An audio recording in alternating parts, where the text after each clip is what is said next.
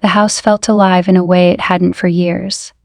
A low hum of excitement filled every room as I set up extra seating, arranged platters of snacks, and made last-minute adjustments to decorations. This was the first time I'd hosted the family reunion, and I wanted everything to be perfect. Every detail mattered: the flowers, the appetizers, the cozy seating, all carefully thought out to make everyone feel at home. I was just adjusting a string of fairy lights when I heard my husband call from the kitchen. "Laura, do we have enough ice?" "Yes, check the freezer," I replied, suppressing an eye roll. He'd been nervous all morning, pacing around like a caged animal, looking for small tasks to occupy himself. Hosting wasn't his strong suit, and I knew he would have rather spent his day off relaxing. But I loved these gatherings, the comfort of family filling our home, laughter and voices blending in a way that felt grounding. I heard the sound of car doors closing and voices rising outside. Glancing out the window, I saw a group of familiar faces: my sister, her husband, and their kids, each toting dishes covered with foil. I hurried to the door, opening it wide and welcoming them in with a big smile.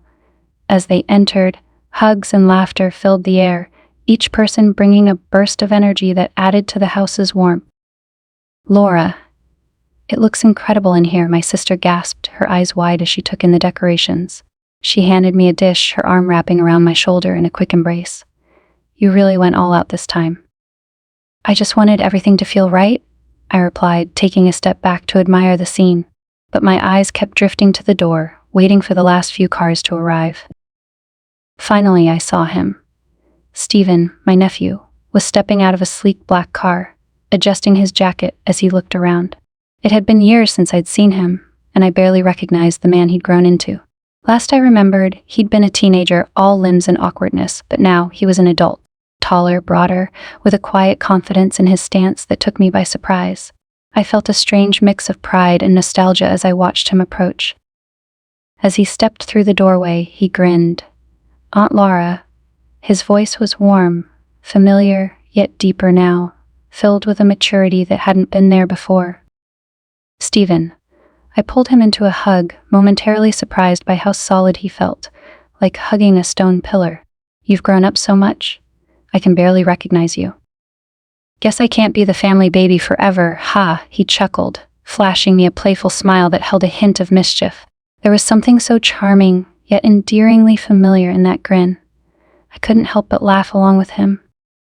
We moved into the living room, where the family was already making themselves comfortable. The room buzzed with chatter as everyone caught up, voices overlapping and mingling in a comforting hum. Stephen was immediately surrounded by cousins and aunts, each eager to catch up with him and hear about his life. But I found myself stealing glances at him, my mind filled with memories of the shy boy he used to be and the man he'd become. The day went on in a blissful haze of laughter, stories, and food. Family members drifted between conversations, their voices rising and falling in waves. My husband was in the corner, laughing with his brother-in-law, and Stephen moved from group to group, effortlessly fitting in with everyone. I caught snippets of his conversation, stories of his college days, a funny mishap during his last vacation, plans for his future. His voice was magnetic, filled with an ease that pulled people in, including me.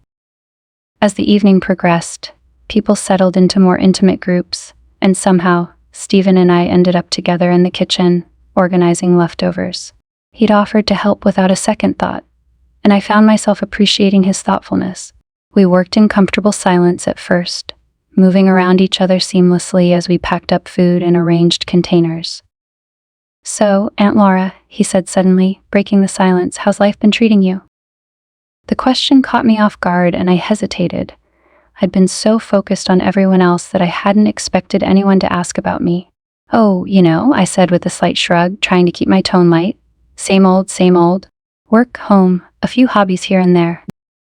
He looked at me, a small frown tugging at his lips. "Is that all? I mean, you used to be so adventurous. You're the one who inspired me to go backpacking last summer." The memory made me smile, and I found myself sharing stories I hadn't thought about in years, my own travels, my dreams, the things I'd wanted to do before life settled into routine. Stephen listened intently, his eyes never leaving mine, and for a moment, I felt like a younger version of myself, someone who hadn't yet been weighed down by responsibilities. As we continued talking, I felt a warmth growing between us, a connection that was both comforting and unsettling. There was something about the way he looked at me, his gaze steady and unflinching, that made me feel seen in a way I hadn't in a long time. I told myself it was just the thrill of sharing stories, a reminder of my younger days, but there was an undercurrent to our conversation that I couldn't quite place, a flicker of something unspoken, lingering just below the surface. "Aunt Laura," he said, his voice softer, "you deserve to feel that excitement again. You're still that person, you know." His words struck me, stirring something deep within. I tried to laugh it off, brushing my hands on a towel as I avoided his gaze. "Oh, Stephen, that's sweet of you to say. But life doesn't always work that way. Sometimes you just have to settle into what's comfortable." He didn't respond immediately. Instead, he reached out, his hand resting gently on my shoulder, and for a brief moment, I felt the weight of his hand through the thin fabric of my blouse. His touch was warm, grounding, but it sent a shiver down my spine that I quickly suppressed. "You don't have to settle," he said, his voice barely above a whisper.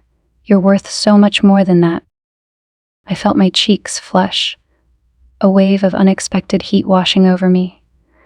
I forced myself to laugh, brushing off the strange feeling that had settled between us. "Thank you, Stephen. You always know how to make me feel better." He smiled, his gaze lingering a second longer than necessary before he turned back to the task at hand. But the moment had passed, and I found myself feeling oddly vulnerable, as if he'd seen a side of me that I'd tried to keep hidden for years. As the night wore on, the family slowly began to gather their things, preparing to head home. The house quieted, the laughter and voices fading into the background until only a few stragglers remained. My husband was already asleep, exhausted from the day's excitement, and I found myself standing by the door, saying goodbye to Stephen one last time. "Thank you for tonight, Aunt Laura," he said, his voice warm. He pulled me into a hug, and I felt the solid warmth of his embrace. There was a tenderness in the way he held me, a gentleness that made me feel safe and yet oddly exposed. "Anytime, Stephen," I replied, my voice soft as I pulled away, my heart inexplicably heavy. As he walked out the door, I stood there in the quiet, the weight of the day settling over me. I couldn't shake the feeling that something had shifted between us, a subtle change that had taken root and left me feeling both exhilarated and deeply uneasy. The night felt unusually still after everyone left, as if the house was exhaling a long-held breath. Silence filled the rooms that had once been alive with laughter, the remnants of the reunion lingering in the air like a fading perfume. I moved from one room to another, tidying up bits and pieces, the forgotten wine glass here, a crumpled napkin there. My husband had gone to bed hours ago, exhausted from hosting, and the house now belonged to me alone in the quiet hours. But my mind kept drifting back to Stephen.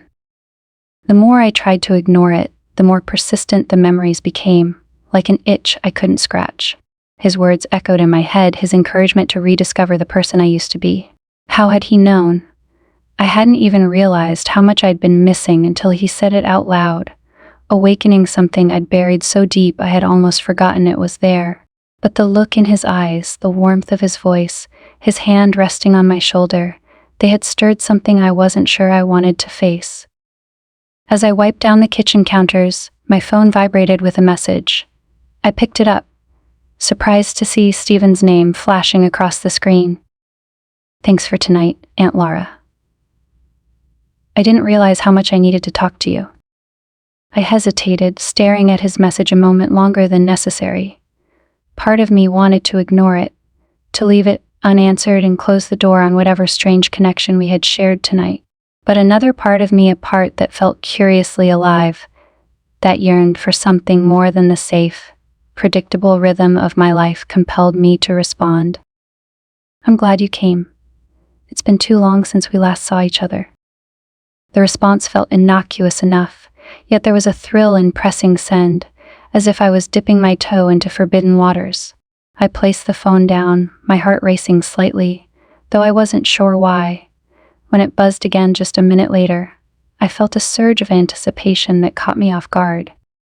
It's crazy how things change, right? You look different, good different. I could feel a blush creeping up my cheeks as I read his message. Different. What did that mean? It was such an innocent word, yet it carried an undercurrent I couldn't ignore. Was it just my imagination? Or had he meant something more? Thank you, Stephen. You've changed a lot too. All grown up now.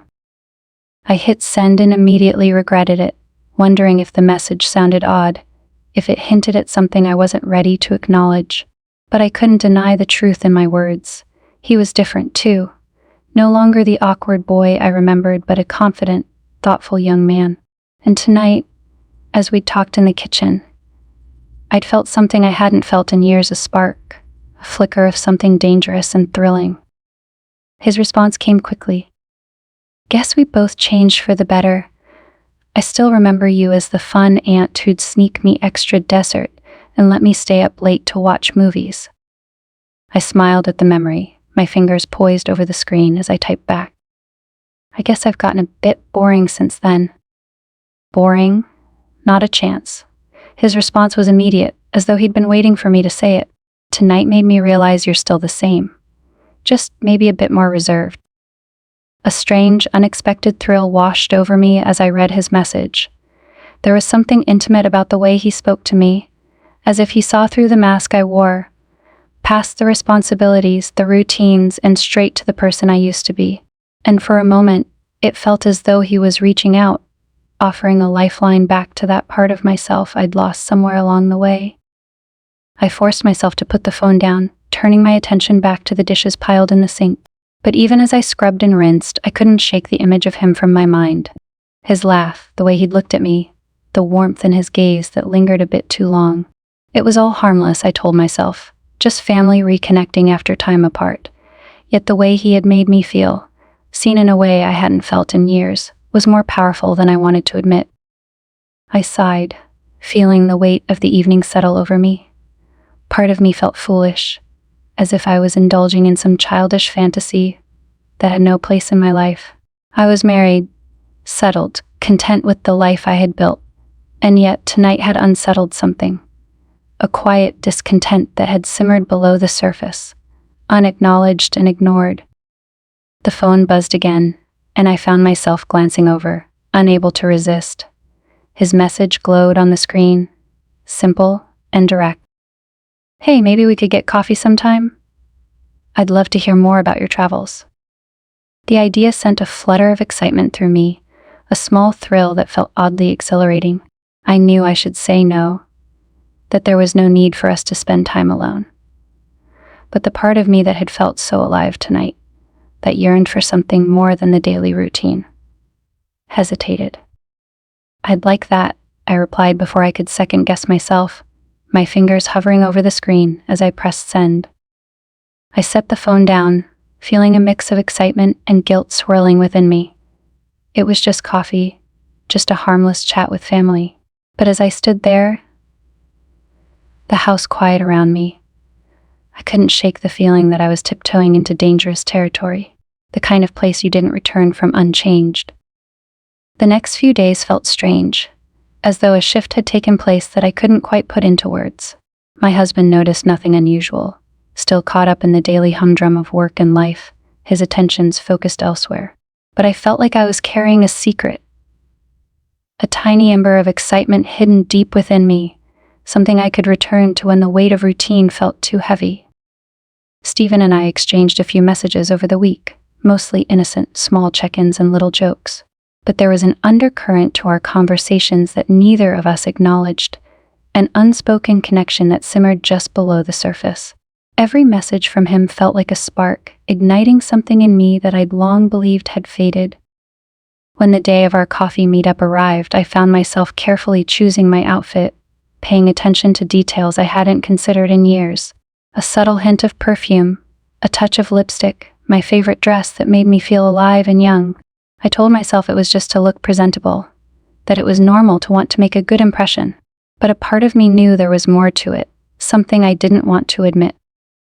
When I arrived at the cafe, Stephen was already there, seated by the window. He looked up as I entered, his face breaking into a warm smile that sent a thrill through me. I felt my heart skip a beat as I approached, a rush of excitement coursing through me, and for a moment, I forgot everything else, my responsibilities, my husband, the life waiting for me back home. "Aunt Laura," he greeted, standing up to give me a quick hug. His embrace was warm, lingering just a second longer than necessary, and I felt a strange sense of comfort in his presence. We sat down, ordering our drinks and falling into an easy conversation that felt both familiar and new. We talked about everything: his college life, my travels, memories of family gatherings long past. His laughter was contagious, his stories filled with a lightheartedness that made me feel young again, as though I was rediscovering a part of myself I'd lost. And every now and then he'd look at me with that same steady gaze, his eyes filled with a warmth that was both endearing and unsettling. As the conversation flowed, I felt a growing connection between us, something that transcended the boundaries of family. It was subtle, unspoken, but it lingered in the air, filling the space between us with an undeniable tension. And for the first time, I let myself bask in it, allowing myself to feel the thrill of the forbidden, the allure of something I knew I shouldn't want. But as I sat there, laughing with him, feeling more alive than I had in years, I couldn't bring myself to look away. The next few days after our coffee meetup went by in a blur. My routine with my husband remained unchanged: work, dinners, quiet evenings, spent watching TV on the couch. But every so often I would find myself slipping into memories of my time with Stephen. It wasn't just the conversations we shared. It was how he looked at me, the way he listened, making me feel like the most important person in the room. That feeling lingered, intoxicating and dangerous, fueling an unspoken longing I couldn't shake. Then, a few days later, my husband announced he'd be traveling for work again. Normally, his absence was something I accepted with routine resignation, a regular part of our lives that I'd grown used to. But this time I felt an undercurrent of excitement bubbling within me, as if his leaving somehow freed me from the constraints I hadn't realized I'd felt. The night before he left, we sat at the dinner table in silence, both of us focused on our food. I tried to feel something, some pang of regret, a desire to cling to him, to share these quiet moments and savor them before he went away. But there was only emptiness, a growing chasm that had been there for years, hidden beneath polite conversations and shared routines. When he finally left in the early hours of the morning, kissing me goodbye with a peck that barely brushed my cheek, I felt a sense of relief that I quickly tried to ignore. As his car pulled out of the driveway, I found myself standing at the window, watching the taillights fade into the darkness, feeling as though a weight had been lifted. The day passed slowly, filled with household chores and errands, tasks that kept my mind occupied. But every so often, I'd glance at my phone, wondering if Stephen would message me. Part of me told myself it was wrong, but I was playing with fire. But another part of me, the part that had awakened that night during the family reunion, craved the thrill, the excitement of connecting with him again. In the late afternoon, as I was cleaning up in the kitchen, my phone buzzed on the counter. I picked it up, my heart skipping a beat when I saw Stephen's name. "Hey, Aunt Laura, are you free tonight? I was thinking of swinging by if you're up for some company." I stared at the message, my mind racing. It was innocent enough, just a simple visit, family spending time together. Yet I knew there was something more behind his words, a hint of something unspoken that sent a thrill through me. "Sure, that sounds nice. Come by any time," I replied, my fingers trembling slightly as I hit send. The rest of the evening was a blur of anticipation.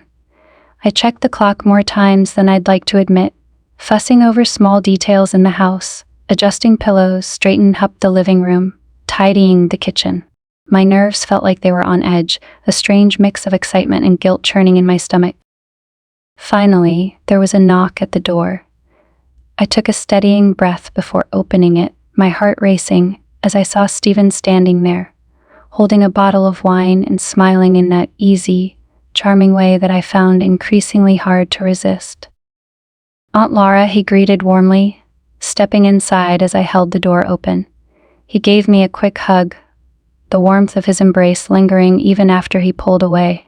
I brought a little something for us to share, he said, holding up the bottle with a grin. You didn't have to, I replied, feeling a blush rise to my cheeks. But I led him into the kitchen, pulling out 2 glasses as he uncorked the bottle. We settled into the familiar rhythm of conversation, our words flowing easily as we sipped wine and shared stories. The kitchen felt cozy, intimate, as the soft glow from the overhead light cast warm shadows across the room. But as the evening wore on, I felt the air grow heavy, a subtle tension building between us that neither of us acknowledged. At one point, he reached over to pour me another glass, his hand brushing against mine. It was a small, innocent touch, but it sent a shiver through me, the warmth of his skin lingering long after he pulled away. I glanced up, meeting his gaze, and for a moment, neither of us spoke. There was something in his eyes, a softness, a warmth that seemed to see straight through me, piercing through the layers of composure I'd carefully constructed. You look happy, he said quietly, his gaze steady on mine, different from last time we saw each other. I felt a lump form in my throat, a wave of emotions rising to the surface.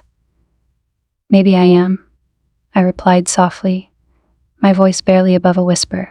Sometimes it's nice to just be myself, you know? He nodded, his eyes never leaving mine. I get it. It's easy to lose yourself in all the expectations, isn't it? His words struck a chord deep within me, and I found myself nodding, unable to tear my gaze away. Yeah, I think I've spent so much time being who everyone expects me to be that I forgot who I was. My voice faltered, the vulnerability of my admission catching me off guard. Stephen reached out, his hand covering mine, his touch warm and grounding. You don't have to pretend with me, Aunt Laura, he said softly, his voice filled with a sincerity that made my heart ache. I see you. The weight of his words settled over me, filling the silence between us with an intensity that felt both thrilling and terrifying. I felt exposed, as if he could see straight through to the part of me that had yearned for something more, something beyond the safe, comfortable life I'd settled into. I took a shaky breath, my eyes dropping to our intertwined hands, Steve and I. Before I could finish, he gently squeezed my hand, his touch lingering as he searched my gaze. It's okay, he murmured, his voice a soothing balm to the storm of emotions swirling within me. The tension between us grew, a silent, unspoken connection that filled the air, thick and electric. And in that moment, I felt a pull, magnetic, undeniable force drawing me closer to him, bridging the gap that had been slowly closing since the night of the reunion.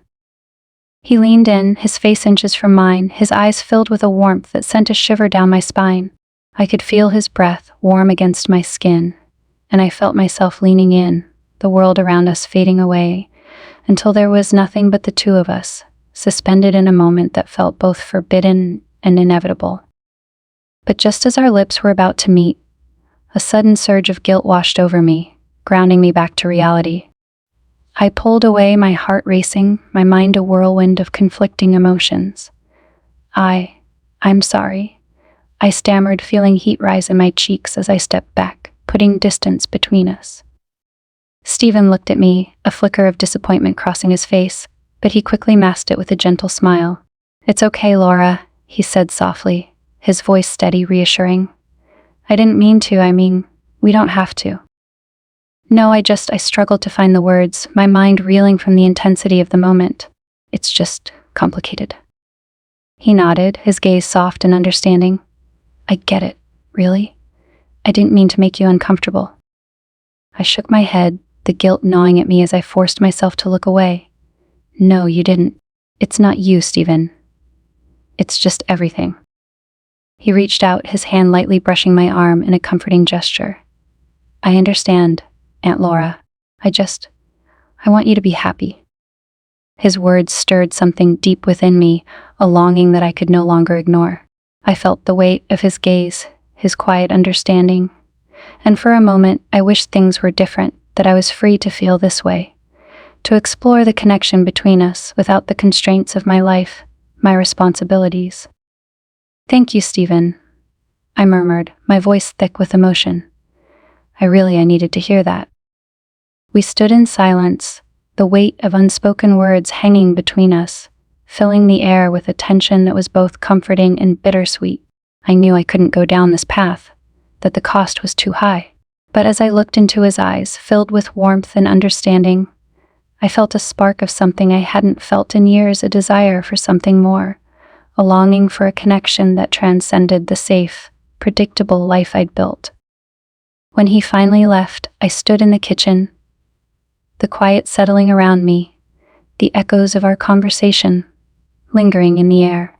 And as I closed the door behind him, I knew that this was only the beginning, that the connection between us had been forged, a bond that couldn't easily be broken. But in that moment, I wasn't sure if I wanted it to be. The following week, I felt the weight of that night in the kitchen lingering like a ghost that wouldn't fade. My husband returned from his trip, slipping seamlessly back into our daily rhythm, but I felt like I was living in two worlds. The first was the steady, predictable life I had always known, the life with him. The other was something I kept hidden, a world of stolen glances and quiet anticipation. In the evenings, after he'd gone to bed, I would find myself in the kitchen, surrounded by memories of Stephen's warm touch, his earnest words, and the magnetic pull I couldn't ignore. Stephen continued texting me, though he kept things light. His messages were casual, filled with stories about his work, little jokes, and the occasional late-night thought. But even in their simplicity, each message felt like a tether, pulling me into something I didn't know how to resist. Every vibration of my phone sent a thrill through me, and I found myself lingering on his words longer than I wanted to admit. One night, as I lay in bed staring at the ceiling, my phone vibrated softly. My husband was snoring beside me, completely oblivious to the storm of emotions churning within me. I glanced at the screen, heart quickening, when I saw it was a message from Stephen. "Can't sleep. Mind if I call you?" The rational part of me told me to say no, to ignore it, and let things settle back into the routine that felt safe and stable. But my fingers moved of their own accord, typing a simple response before I could think better of it. "Sure, just keep it quiet." Within seconds, my phone buzzed with his incoming call. I slipped out of bed, tiptoeing down the hall and into the living room, my heart pounding with a mix of excitement and fear. I sank onto the couch, taking a deep breath before answering. "Hey," I whispered, trying to keep my voice steady as I pressed the phone to my ear. "Hey," he replied softly, his voice carrying a warmth that wrapped around me like a blanket. "Sorry, I didn't mean to keep you up." "You didn't. I was already awake." I paused, wondering how much to admit. Sometimes it's just hard to sleep. "Yeah, I know the feeling." There was a brief silence before he spoke again, his voice tinged with a vulnerability that caught me off guard. "I keep thinking about that night, you know. I feel like I should apologize, but at the same time I don't want to." A shiver ran through me, his words striking a chord that I couldn't ignore. I felt exposed, as if he was speaking directly to the part of me that had been longing for something I didn't fully understand. "I don't want you to, either," I murmured, my voice barely audible.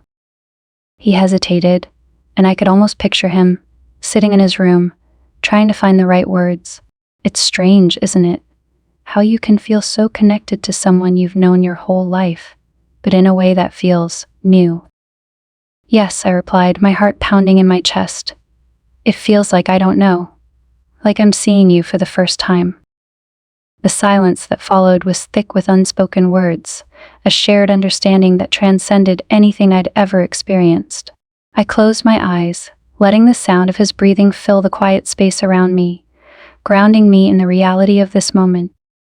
"Aunt Laura," he began, his voice a mixture of hesitation and desire, "do you ever wonder if things could be different?" His question lingered in the air, heavy with implications I wasn't ready to face. I swallowed, trying to find the right response, but the words stuck in my throat, caught between fear and longing. Sometimes, I finally admitted, my voice barely more than a whisper. "But I don't know if it's right." "Maybe it doesn't have to be right," he replied softly, his voice tinged with a quiet intensity that made my pulse quicken. "Maybe it just has to be real." The weight of his words settled over me, filling the silence with a sense of possibility that both excited and terrified me. I felt like I was standing on the edge of a cliff, one step away from plunging into something unknown, something that could change everything. "I don't know what to do, Stephen," I confessed, my voice trembling with the vulnerability of my admission. "I feel lost, torn." "Then let me be here for you," he said gently, his voice filled with a tenderness that made my heart ache. "You don't have to decide anything. Just let me be here." The simplicity of his offer, the genuine kindness in his words, broke down the walls I had carefully constructed around myself. I felt a tear slip down my cheek, surprised by the depth of the emotions swirling within me, emotions I had suppressed for so long that they had become a part of my very being. "Thank you," I whispered, my voice choked with gratitude and relief. "Thank you for seeing me." We stayed on the phone for hours, talking about everything and nothing, letting our words fill the spaces between us, bridging the gap that had always felt unbridgeable. He shared his dreams, his fears, his regrets, and I found myself opening up in ways I hadn't in years. There was a freedom in speaking to him, a sense of release that allowed me to be honest, raw, real. The night drifted by in a haze of quiet laughter and soft whispers, and by the time dawn began to break, I felt like I had discovered a part of myself I hadn't known existed. Stephen had awakened something within me, something I hadn't even realized I'd lost, and I knew, deep down, that there was no going back. As the first rays of sunlight crept through the window, casting a warm glow across the room, I felt a pang of sadness, knowing that this moment, this fragile, beautiful connection would have to end, at least for now. "Stephen," I murmured, my voice filled with a reluctant finality. I should go." "I know," he replied softly, his voice tinged with the same reluctance. "But thank you. For tonight. For letting me in." I felt a lump form in my throat, the weight of his words settling over me like a warm embrace. "Thank you, too, for everything." We lingered in silence for a moment, neither of us wanting to hang up, clinging to the last remnants of the night we'd shared. But eventually, I knew I had to let go, to return to the world that awaited me on the other side of this phone call. "Good night, Stephen," I whispered, my voice thick with emotion. "Good night, Aunt Laura," he replied, his voice soft and filled with a quiet yearning that mirrored my own. I hung up, sitting alone in the quiet of the living room, the weight of the night settling over me. I felt a strange mix of peace and sorrow, a bittersweet ache that lingered as I returned to bed, slipping under the covers beside my husband, who hadn't even stirred. As I lay there, my mind drifted back to Stephen, to the warmth of his words, the comfort of his presence, the undeniable connection we shared. I knew that what we had was fragile, fleeting, a delicate thread that could unravel at any moment. But for now it was enough. It was enough to know that I was seen, that I was understood, that there was someone who cared for me in a way I hadn't known I needed. And as I closed my eyes, letting the memories of our conversation wash over me, I felt a sense of calm settle within me, a quiet certainty that, no matter what happened, this moment, this connection would stay with me, a secret I would carry close to my heart, hidden in the quiet spaces of my soul. The days that followed our late-night phone call felt like a delicate balancing act, a game of maintaining composure while carrying a secret that pulsed like a heartbeat just beneath the surface. My husband noticed nothing different, his routine and attention tied up with work and the daily rhythms of life we'd grown so accustomed to. I kept busy with my responsibilities, but each text from Stephen felt like a touchstone, a reminder of the person I had allowed myself to become when I was with him, open, alive, seen. On Friday, my husband mentioned he'd be out for the evening with a few work friends, something he'd planned weeks ago. Normally, these nights were a chance for me to unwind alone, catching up on a favorite show or indulging in a long bath. But this time, an unbidden thought slipped into my mind, a whisper, a quiet suggestion that lingered and refused to fade. I didn't reach out to Stephen, but I found myself thinking of him, wondering if he was free. The hours dragged by, the anticipation building in my chest until it was almost too much to bear. Just as I was about to send him a casual message, my phone buzzed. "What are you up tonight?" It was him. I stared at the screen, feeling a strange thrill that he'd reached out without prompting, as if he could sense the unspoken connection pulling us together. I hesitated for only a moment before replying. Not much. Home alone. There was a pause before his response came, a message that felt innocent enough but carried an undercurrent that I could feel even through the screen. Want some company? I took a deep breath, feeling the weight of the decision pressing down on me. But that part of me, the part that longed for connection, for something beyond the quiet, predictable life I'd lived for so long, won over. Sure, come by. The house was quiet when he arrived, and as I opened the door, a rush of warmth filled me. Stephen stepped inside, his presence immediately grounding me, calming the nerves that had been building since I'd agreed to let him come over. He greeted me with a warm smile, and in that moment, all the tension I'd been carrying seemed to melt away. Hey, he said softly, his voice a soothing balm to the storm of emotions swirling within me. Hey, I replied, my own voice softer than usual, almost tentative. I gestured for him to come in, closing the door behind him as he slipped off his jacket and hung it by the door. We made our way to the living room, settling on the couch in comfortable silence. I poured us both a glass of wine, and we sipped slowly, letting the quiet stretch between us, filling the space with an intimacy that felt both familiar and foreign. I glanced over at him, feeling the weight of his gaze as he looked at me, his eyes filled with a warmth that made my heart ache. You look beautiful tonight, Aunt Laura, he murmured, his voice barely above a whisper, yet his words carried a weight that settled over me, filling me with a mixture of pride and vulnerability. Thank you, I replied, feeling a blush rise to my cheeks. I looked away, trying to steady myself, but the warmth in his gaze was like a tether, pulling me back to him. We talked, our conversation meandering through light topics, shared memories, quiet laughter. The familiarity of it all was comforting, lulling me into a sense of security.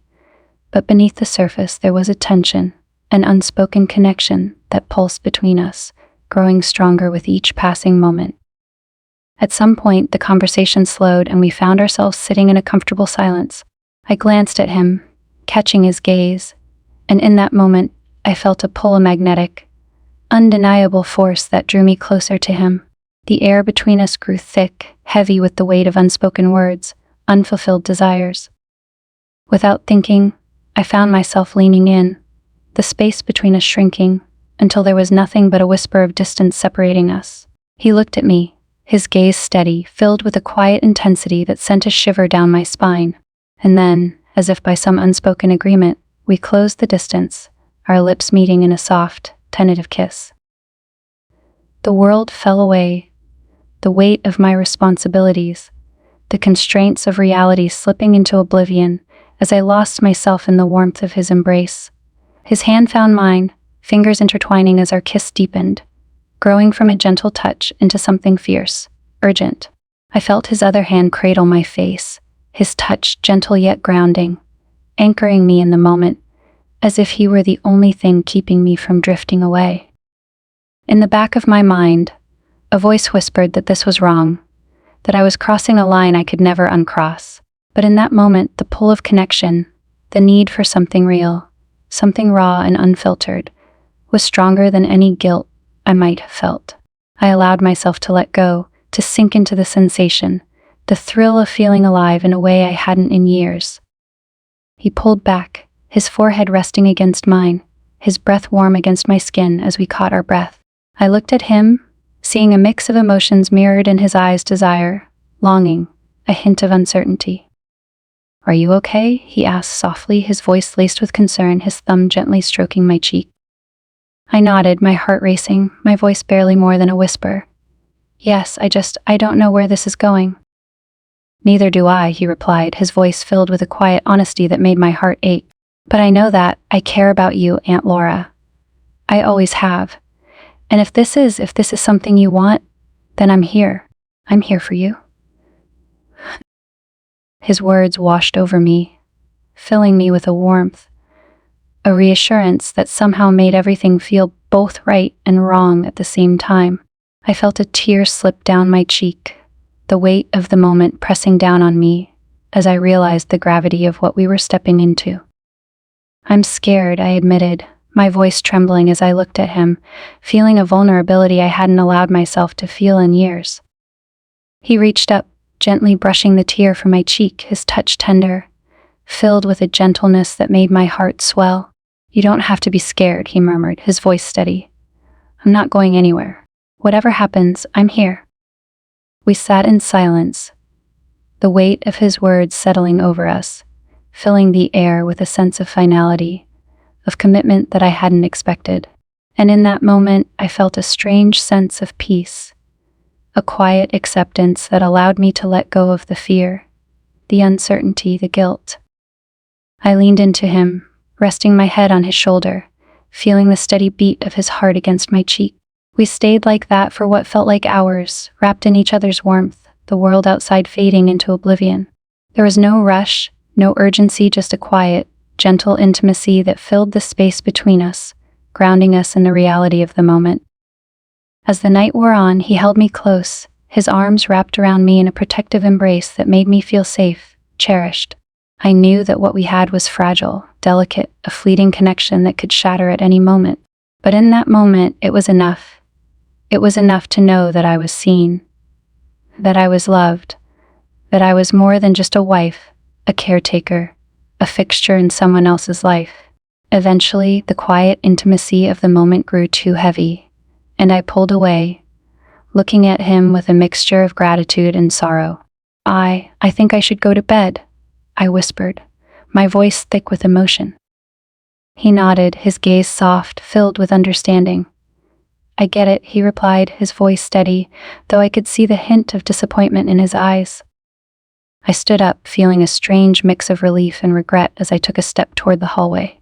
But before I could leave, he reached out, catching my hand, pulling me back for one last embrace. His arms wrapped around me, warm and comforting, grounding me in the reality of our connection. "Good night, Aunt Laura," he murmured, his voice filled with a quiet reverence that made my heart ache. "Good night, Stephen," I replied softly, my voice barely above a whisper. I pulled away, walking down the hall to my bedroom, the weight of the night settling over me as I closed the door behind me. I lay in bed, staring at the ceiling, my heart heavy with the knowledge that I had crossed a line I could never uncross. But as I closed my eyes, letting the memories of the night wash over me, I knew, deep down, that I wouldn't change a thing. The following days were a strange, silent whirlwind. Everything felt the same on the surface: my husband's usual routines, the regular rhythm of household chores, the comforting predictability of morning coffee and evening dinners. Yet beneath the surface, a new reality pulsed within me, an awareness of the secret I carried, a memory that lingered in the spaces between my everyday actions. My life had split in two, one foot in my familiar world, the other in a place I never thought I'd enter.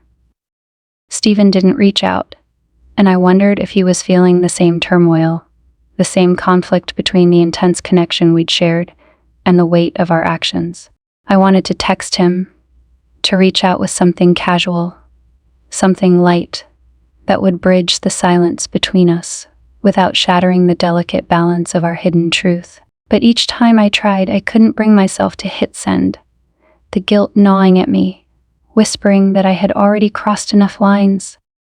One night, as I lay beside my husband, listening to the steady rhythm of his breathing, I felt the weight of my actions pressing down on me, filling the room with an oppressive heaviness. I closed my eyes, trying to will away the memory of Stephen's touch, the warmth of his embrace, the quiet promise in his gaze. But no matter how hard I tried, the memory persisted, a vivid imprint that refused to fade. Guilt became my constant companion, a shadow that followed me through each day, darkening every moment of peace, every instance of joy. It was a feeling I couldn't escape, a reminder of the boundary I had crossed, the vow I had broken. I found myself pulling away from my husband, avoiding his touch, his casual affection, as if I could somehow shield him from the truth by keeping my distance. But he noticed. I could see it in the way he looked at me, a quiet weariness in his gaze, a question that lingered unspoken between us. He began watching me more closely, his eyes lingering on me a beat longer, his expressions more guarded. The easy rhythm of our relationship had shifted, replaced by a tension I hadn't anticipated, a suspicion that cut deeper than I wanted to admit. One evening, after a tense and quiet dinner, he put his fork down, his gaze fixed on me, a serious expression settling over his features. "Laura," he began, his voice low, controlled, yet I could sense the storm brewing beneath his words. "Is everything okay?" I froze, my mind racing as I struggled to compose myself. "Of course," I replied, forcing a smile, though I could feel my pulse quicken, the familiar rush of guilt tightening in my chest. "Why do you ask?" He hesitated, his eyes narrowing slightly as he studied me. "You've seemed distant, different, like something's been on your mind." I looked away, my heart pounding as I searched for a way to deflect his question, to ease his suspicions without giving away the truth. "It's just work has been stressful," I lied, the words feeling foreign and heavy on my tongue. "I've been a little overwhelmed." He nodded, though I could see the doubt in his eyes, the uncertainty that lingered as he looked at me, his gaze penetrating, as if he could see straight through the mask I wore. "If there's anything you want to talk about, anything at all, I'm here." His words, spoken with such sincerity, cut through me like a knife. I felt a pang of regret, a longing to reach out, to take his hand and confess everything, to free myself from the weight of the lie that had woven itself into the fabric of our lives. But the thought of hurting him, of shattering the trust we had built, was too much to bear. "Thank you," I replied softly, forcing another smile as I avoided his gaze, my heart heavy with the knowledge that I was betraying him in more ways than one. That night, I lay awake long after he'd fallen asleep, the guilt pressing down on me, suffocating me with its relentless weight. I knew that what I was doing was wrong, that the lie I was living was not sustainable, that it would eventually unravel, leaving nothing but heartache and ruin in its wake. But the memory of Stephen, the connection we had shared, was like a drug, a forbidden thrill that I couldn't bring myself to let go of. In the days that followed, I tried to bury myself in the familiar routines of life, hoping that the guilt would fade, that the memory of Stephen would become just that, a memory, something to be locked away, hidden in the quiet recesses of my mind. But he lingered, a presence that haunted me in moments of stillness, in the quiet spaces of my day. Then, one evening, when I was alone in the house, my phone buzzed with a message. My heart skipped a beat as I saw Stephen's name on the screen, a surge of excitement and fear flooding through me. "I miss you." The simplicity of his words, the raw honesty of his confession, hit me with a force that left me breathless. I stared at the message, my mind racing, my heart pounding as I struggled to find a response, to give voice to the feelings that had been building within me, the longing that had simmered beneath the surface since that night. "I miss you too," I finally replied, the words slipping from my fingers before I could second-guess myself. There was a pause before his response came, a message that sent a shiver down my spine, filling me with a mixture of anticipation and dread. "Can we see each other? Just for a little while?" I knew that agreeing to meet him would only deepen the lie, entangle me further in the web of deception I had woven. But the thought of seeing him again, of feeling his warmth, his touch, was too powerful to resist. "Yes," I typed, the single word, both a confession and a surrender.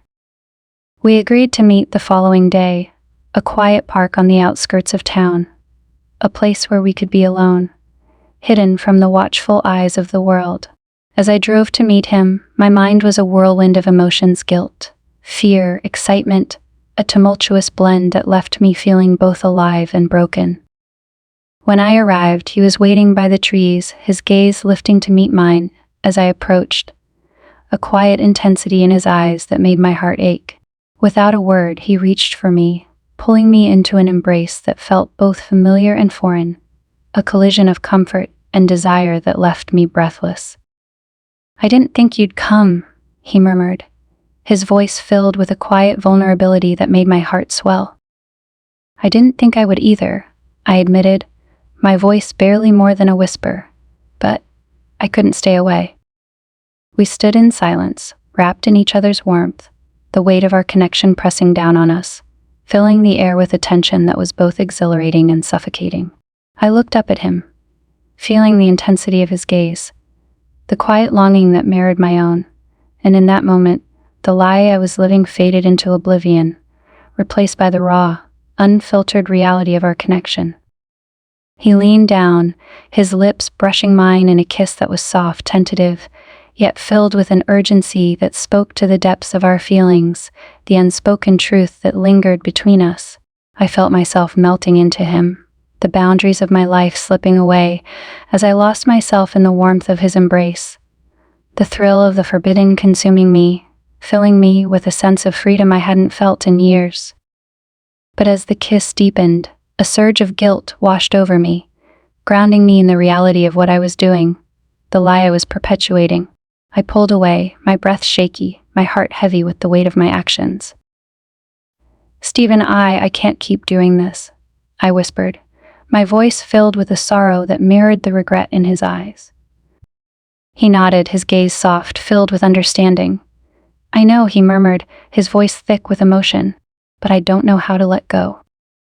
The words hung between us, a painful truth that neither of us could deny, a confession of the bond that had woven itself into the fabric of our lives, a bond that was as beautiful as it was destructive. We stood in silence, the weight of our unspoken feelings pressing down on us, filling the air with a sorrow that was both tender and heart-wrenching. And in that moment, I knew that no matter how hard we tried, we could never truly walk away, that the lie we were living was more than just a deception. It was a part of who we had become, a part of the love we had found in the quiet spaces of our lives. The next morning, I woke up with a lingering sense of dread, a feeling I couldn't shake no matter how hard I tried. Every moment I'd shared with Stephen haunted me, the way he'd looked at me, the intensity of our connection, the kiss that had held both promise and pain. The guilt weighed heavier than ever, and I felt the edges of my carefully constructed life begin to fray, the stability I'd once known slipping through my fingers. At breakfast, my husband was unusually quiet, his gaze lingering on me with a hint of suspicion that made my skin prickle. He was sipping his coffee, his eyes narrowed slightly, watching me with a quiet intensity that felt like an accusation, though he hadn't spoken a word. "Is something wrong?" I finally asked, forcing my voice to stay steady as I met his gaze. He set his coffee mug down slowly, his fingers tapping the edge in a way that betrayed his unease. "I could ask you the same thing," he replied, his tone controlled, yet I could sense the tension simmering beneath the surface. My heart pounded in my chest, my mind racing as I tried to compose myself. "What do you mean?" He hesitated, his eyes narrowing further as he studied me. "You've been distant, different, like something's been on your mind that you're not telling me." I felt a lump form in my throat, the weight of my deception pressing down on me, suffocating me with the knowledge that he could sense the change, that he was beginning to piece together the truth. I searched for a lie, an excuse that would placate him, but my mind felt foggy, clouded by the guilt and shame that had become my constant companions. "It's just work," I lied, my voice barely above a whisper as I forced myself to meet his gaze. "Things have been stressful, and I guess it's been weighing on me." He nodded, though I could see the doubt in his eyes, the unspoken question that lingered as he watched me, his gaze piercing, as if he could see straight through the mask I wore. "If there's something else, something you need to talk about, I'm here. You know that, right?" The sincerity in his words cut through me like a knife, a painful reminder of the trust I had shattered, the vow I had broken. I forced a smile, though it felt hollow, empty. "I know. Thank you." He studied me for a moment longer, his gaze lingering on me, with a quiet intensity that made my skin prickle, as if he were searching for a crack in the facade, a hint of the truth I was so desperately trying to hide. But eventually he looked away, his shoulders slumping slightly as he picked up his coffee mug, his silence a painful reminder of the distance I had created between us. As the day wore on, I found myself growing more anxious, the weight of my deception pressing down on me, suffocating me with its relentless presence. Every time my husband looked at me, I felt a surge of guilt, a fear that he could see through the lie, that he was beginning to suspect the truth. And then, as if to confirm my worst fears, I noticed him watching me more closely, his gaze lingering on me with a quiet suspicion that made my heart pound. He began asking me questions, subtle, probing inquiries that hinted at his growing unease, his suspicion that something was amiss. One evening, as I was tidying up the living room, he approached me, his expression serious, his gaze fixed on me with an intensity that made my stomach twist. "Laura," he began, his voice low, controlled. "I need to ask you something." I froze, my heart racing as I looked up at him, the guilt gnawing at me, whispering that he knew, that he had pieced together the truth. "What is it?" He took a deep breath, his gaze unwavering as he studied me. Have you been seeing someone else?" The question hung in the air, heavy and suffocating, filling the space between us with a tension that was both painful and terrifying. I felt my pulse quicken, my mind racing as I searched for a response, the weight of the lie pressing down on me, threatening to crush me beneath its relentless pressure. "No," I replied, the lie slipping from my lips before I could stop it, my voice trembling with the effort to maintain my composure. "Of course not. Why would you even think that?" He hesitated, his gaze softening slightly as he looked at me, his expression a mixture of doubt and hurt. "I don't know. It's just you've been so distant, Laura. Like you're somewhere else, somewhere I can't reach." His words cut through me, a painful reminder of the distance I had created between us, the love I had betrayed in my search for something more, something I couldn't even define. I felt a tear slip down my cheek, the weight of my actions pressing down on me, filling me with a sorrow that mirrored the regret in his eyes. "I'm sorry," I whispered, my voice thick with emotion. "I didn't mean to make you feel that way." He reached out, his hand covering mine, his touch warm and grounding, yet it only heightened the ache in my heart, the knowledge that I had shattered the trust we had built. I don't want to lose you, Laura.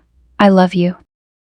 The sincerity in his words, the quiet desperation in his gaze, broke down the walls I had carefully constructed, leaving me exposed, vulnerable, the weight of my actions pressing down on me, filling me with a shame that I couldn't escape.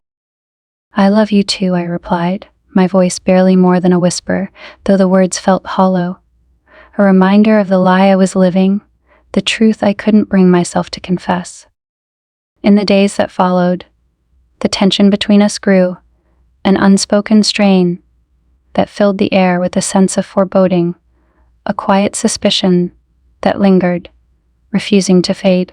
I felt as if I were living on borrowed time, each moment filled with the fear that he would uncover the truth, that my carefully constructed facade would come crashing down, leaving nothing but here it is and ruin in its wake. And then, one evening, as I was finishing up some work on my laptop, he entered the room, his expression serious, his gaze fixed on me with a quiet intensity that made my heart pound. "Laura," he began, his voice low, controlled, though I could sense the anger simmering beneath the surface. "I found something on your phone." My heart dropped, a surge of panic flooding through me as I looked up at him, my mind racing, the weight of my deception pressing down on me, suffocating me with its relentless presence. What did you find?" I stammered, my voice trembling with the fear that had taken hold of me, the knowledge that my secret was slipping through my fingers, that the lie I had been living was about to unravel. He held up my phone, his expression a mixture of anger and betrayal as he turned the screen toward me, revealing a message from Stephen, a simple, innocent text that had slipped through my carefully constructed web of lies, a crack in the facade that I couldn't repair. "Who is this?" he demanded, his voice filled with a quiet fury that made my heart ache, a painful reminder of the trust I had shattered, the love I had betrayed. I felt the world slip away, the weight of my actions pressing down on me, filling me with a sorrow that I couldn't escape, a regret that threatened to consume me whole. I opened my mouth, searching for a response, a way to explain, to justify, but no words came, only silence, a painful, suffocating silence that filled the room, heavy with the truth I just so desperately to hide. He stared at me, his gaze piercing, filled with a mixture of anger and hurt that cut through me, leaving me raw, exposed. The reality of my actions lay bare before him. "I trusted you," he whispered, his voice filled with a pain that mirrored my own, a sorrow that echoed through the silence, filling the space between us with a sense of finality, a quiet, unspoken acknowledgement that nothing would ever be the same. I felt a tear slip down my cheek, the weight of my guilt pressing down on me, filling me with a shame that I couldn't escape, a regret that clung to me like a shroud, suffocating me with its relentless presence. "I'm sorry," I whispered, my voice thick with emotion, though the words felt hollow, empty, a confession that could never undo the damage I had done, the trust I had shattered. He looked at me, his gaze filled with a quiet, heart-wrenching disappointment that made my heart ache, a painful reminder of the love we had once shared, the life we had built, now fractured, broken, a casualty of my betrayal. Without another word, he turned and walked away, leaving me alone in the quiet, suffocating silence of our home, the weight of my actions pressing down on me, filling me with a sorrow that I couldn't escape, a regret that would linger, haunting me in the quiet spaces of my soul. The silence after he walked away was deafening, pressing in on me from every corner of the house. I stood frozen, my mind reeling, the reality of what I had done settling over me with a crushing finality. My husband's words echoed in my mind, each one a painful reminder of the trust I had shattered, the life I had broken in my search for something I couldn't even define. I tried to sleep that night, but every time I closed my eyes, memories of Stephen and the choices I'd made filled my mind, replaying in painful detail. Images flashed in quick succession, the warmth of Stephen's gaze, the gentle way he'd held me, the laughter we'd shared, all moments that had felt real, honest, but now felt hollow and haunting. And beneath it all was my husband's hurt, his eyes filled with an anguish that was now mine to carry. In the morning, the house was empty. My husband had left early, his side of the bed untouched, his absence a silent confirmation of the distance I had created between us. I knew I couldn't let things remain as they were. This wasn't something that could be smoothed over or ignored. I had to confront what I'd done to him, to us, to myself. As the morning light filled the house, I went to my husband's office, where he had retreated to in the aftermath. The door was slightly ajar, and I took a deep breath before stepping inside. He looked up, his gaze cool, distant, yet filled with a sadness that made my heart ache. "Can we talk?" I asked, my voice barely more than a whisper. He didn't answer right away, only watching me with a guarded expression. But eventually he nodded, gesturing for me to sit down. I took a seat across from him, feeling the weight of the moment pressing down on me, filling the space between us with an oppressive tension. "I'm sorry," I began, my voice thick with emotion. "I don't know how to even begin to apologize for what I've done. I know I hurt you, and I know I betrayed your trust in a way that's unforgivable." He stared at me, his expression unreadable, his silence a painful reminder of the distance I had created between us. But I forced myself to continue, to give voice to the remorse that had been building within me, the guilt that had consumed me. "I don't expect you to forgive me," I said, my voice trembling. "I don't even know if I can forgive myself. I made choices that were selfish, choices that hurt you, hurt us, and I don't know how to undo the damage I've caused." For a moment he didn't respond, his gaze fixed on me with a mixture of hurt and disbelief. When he finally spoke, his voice was low, filled with a quiet pain that made my heart ache. "Why?" he asked, his voice barely above a whisper. "Why would you do this, Laura? What was so wrong with us, with our life, that you had to find whatever it was you were looking for with him?"